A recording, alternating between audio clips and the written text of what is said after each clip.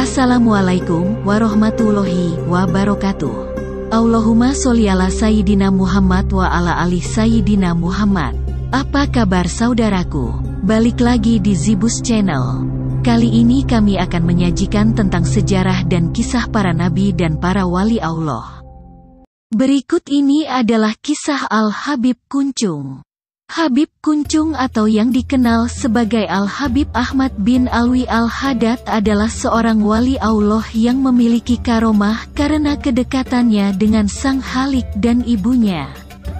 Habib Kuncung dilahirkan di Ghurfah, Hadramaut, Tarim pada 26 Syaban 1254 Hijriah. Sejak kecil Habib Ahmad belajar kepada ayahanda sendiri Al-Habib Alwi Al-Haddad dan belajar pula kepada Al-Habib Ali bin Husain Al-Haddad di Hadramaut, Yaman. Setelah remaja beliau mengembara dan mulai berdagang ke wilayah Asia Tenggara. Konon saat berdagang inilah Sang Habib mendapat untung yang berlipat ganda sehingga menjadi kaya raya. Bahkan Habib Kuncung menjadi pedagang yang sukses di Singapura. Namun meski telah sukses, Habib Kuncung juga menunjukkan baktinya pada sang ibu melalui perangainya yang sangat santun. Selain itu, Habib Kuncung rela memberikan harta yang menjadi miliknya kepada sang bunda dan saudara-saudaranya. Lalu kemudian Habib Kuncung pun tiba di Makassar. Lalu di kota inilah dia memperistri wanita berdarah Bugis.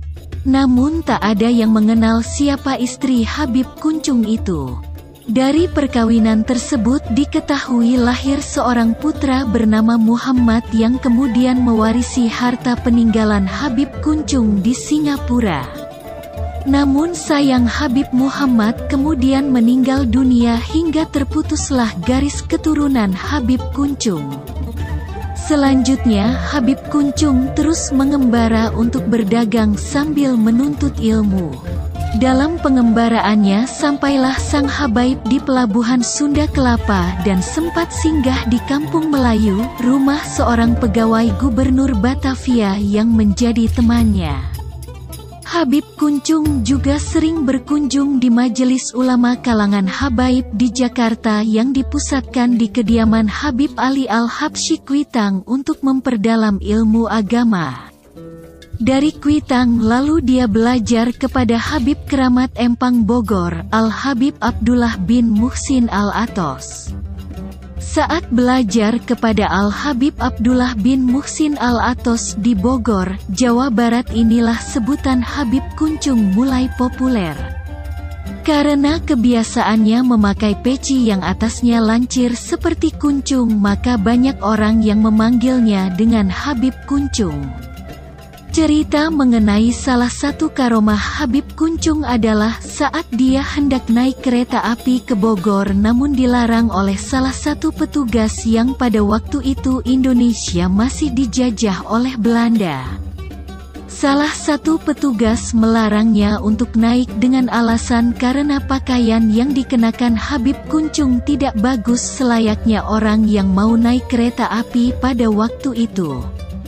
Namun ketika kereta mau diberangkatkan mesinnya tidak mau menyala tanpa ada sebab yang jelas. Sampai diturunkan montir untuk mengecek kondisi mesin kereta yang ternyata masih bagus. Pihak stasiun heran dan bingung sampai ada seorang petugas kereta api yang mengetahui keberadaan Habib Kuncung yang merupakan salah satu habaib yang mempunyai nasab langsung ke Nabi Muhammad Shallallahu Alaihi Wasallam. Lalu petugas meminta maaf dan menyuruhnya untuk naik ke atas kereta. Anehnya kereta pun bisa berjalan. Salah satu karomah lainnya yaitu ketika para ulama berkumpul di Kuitang. Mereka ingin melakukan perjalanan ke Cirebon memenuhi sebuah undangan. Saat itu Habib Kuncung agak terlupakan hingga tidak ikut rombongan ke stasiun. Para ulama berangkat pada pukul 7.30 pagi. Sesampainya di stasiun Cirebon, ternyata para ulama menemukan Habib Kuncung sudah di sana. Ketika ditanya, beliau mengaku sudah berada di stasiun itu sejak pukul 7.30 waktu Indonesia Barat. Rupanya ketika rombongan ulama berangkat ke stasiun, naik kereta menuju Cirebon, Habib Kuncung juga berangkat ke Cirebon tapi dengan caranya sendiri. Pernah pula suatu ketika Habib Kuncung membakar sampah dalam lubang besar. Di sekitar lubang itu terdapat pohon pisang. Rupanya pohon pisang itu sengaja ditanam orang. Terang saja, melihat lubang sampah itu dibakar, pemilik pohon pisang marah besar kepada Habib Kuncung. Sang Habib pun hanya diam hingga api itu padam. Ternyata pohon pisang itu tak ada yang mati, bahkan kemudian malah lebih bagus tumbuhnya. Karomahnya yang lain yaitu setiap kali Habib Kuncung memakai jasa tukang delman, delman itu pasti pulang lebih awal karena setoran menjadi mudah tercukupi. Kusirnya juga akan pulang dengan uang yang lebih dari biasanya. Makanya banyak sekali tukang delman yang mengharap-harap agar delmannya dinaiki Habib Kuncung.